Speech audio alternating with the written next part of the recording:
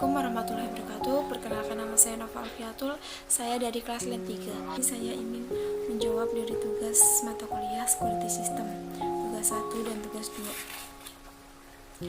Untuk tugas 1, soal yang pertama, jumlah kejahatan komputer terutama yang berhubungan dengan sistem informasi akan terus meningkat dikarenakan beberapa hal.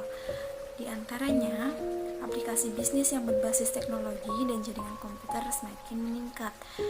Yang kedua, desentralisasi server menyebabkan lebih banyak sistem yang harus ditangani.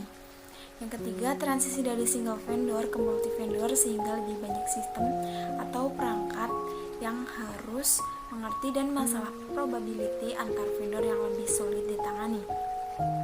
Terus yang terakhir, semakin kompleksnya sistem yang digunakan, semakin besar probabilitas terjadinya lubang keamanan yang disebabkan kesalahan programmer. Soal yang kedua, definisi dari komputer sistem. Komputer sistem adalah jaringan elektronik yang terdiri dari perangkat lunak dan perangkat keras yang melakukan tugas tertentu seperti penginputan data, pengolahan data, penyimpanan perintah, dan mengeluarkan output berupa informasi. Selanjutnya, tugas kedua. Soal yang pertama, tuliskan ancaman apa saja yang terjadi pada komputer sistem. Ancaman yang pertama, ancaman alam. Ancaman alam itu berupa bencana seperti banjir, longsor, tsunami, gempa, dan yang lainnya.